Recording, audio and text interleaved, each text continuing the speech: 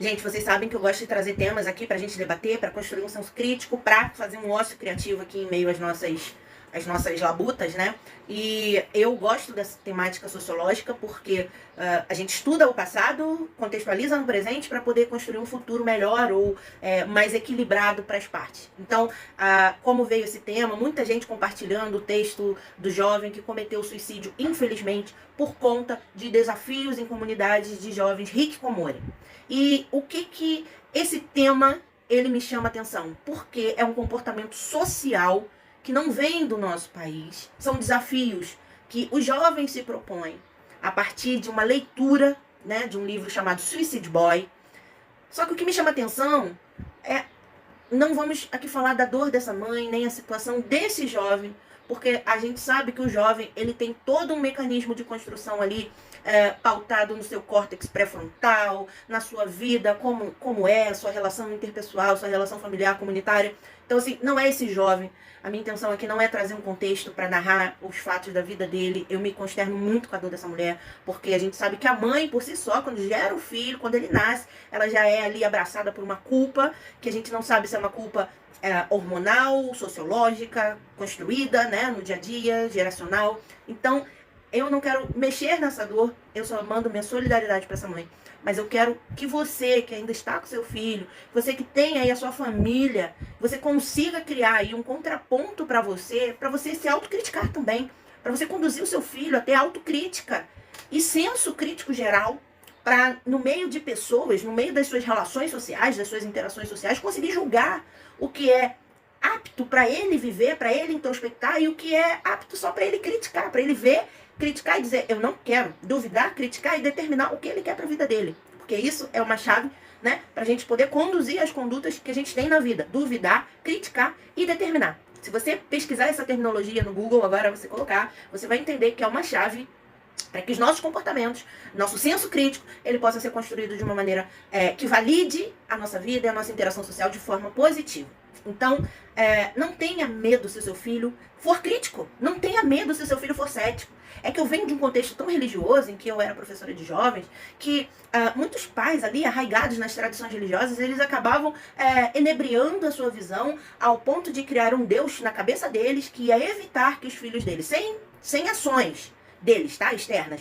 De uma forma assim milagrosa, esse Deus iria construir pontes para esses filhos julgarem comportamentos. Sabe, o Espírito Santo, ele cumpriria esse papel que o pai tem de instrutor na vida desse filho. Então eu estou ressaltando isso porque eu sei o público, que a maioria que me acompanha aqui, que tem condutas religiosas, tem condutas que, às vezes, tem filhos que questionam a fé cristã, que começam a questionar demais, e os pais, por não terem, às vezes, acesso a tanta informação, acabam se perdendo e achando que seus filhos são agnósticos, ateus, enfim, e não conseguem criar essa ponte relacional, né? Porque essa é uma das situações que mais me assombra, a falta de diálogo, de comunicação entre pais e filhos. Por todos os defeitos que meu pai teve, assim, uma coisa muito louca é que ele sempre me deixava criticar as coisas, ele me construía imagens sobre pessoas, ele analisava pessoas de vários pontos de vista para poder julgar os comportamentos. Então essa é uma das coisas que eu aconselho. Então, voltando aqui ao tema, esse rapazinho, né, que infelizmente cometeu suicídio, ele leu esse livro Suicide Boy, que retrata a vida de um jovem com uma família completamente fragmentada, e que a mãe, né, ele sofreu o luto pela morte da mãe, a mãe faleceu e o pai o abandonou numa clínica psiquiátrica. Então esse jovem começou a ter delírios ali, alucinações de tristeza, e começou a testar formas de morrer. E aí vem o oportunismo de uma sociedade doente.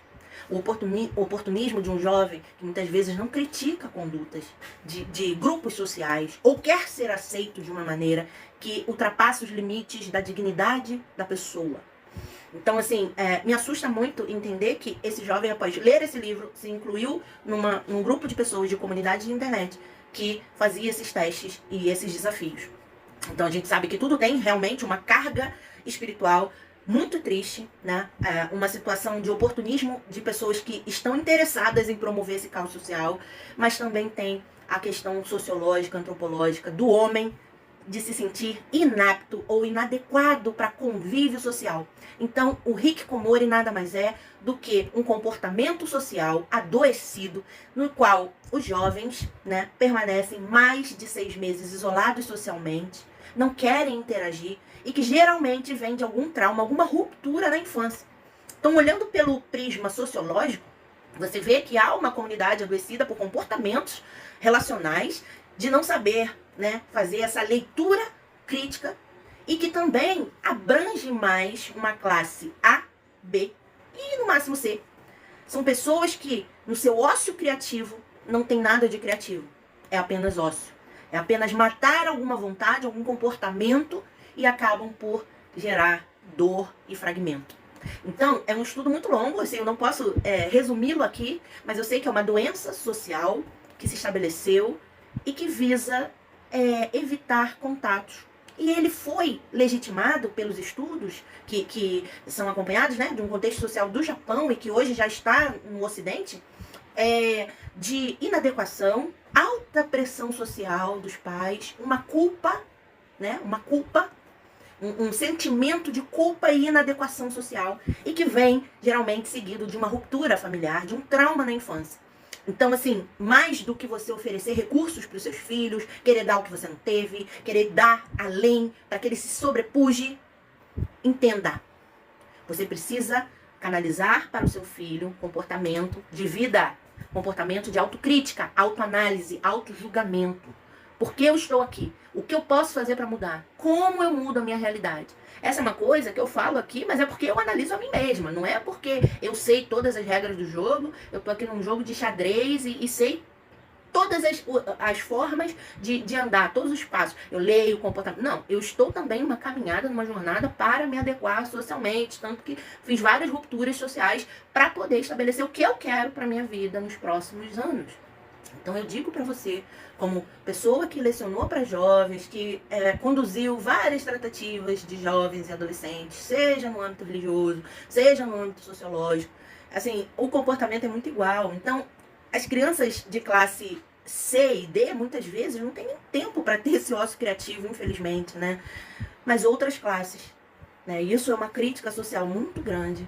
Outras classes, elas têm essa possibilidade, mas não está gerando vida. Será que você consegue gerar isso no seu filho para que ele não queira apenas o bem pelo bem, o financeiro pelo financeiro, mas que ele julgue o que é bom para si?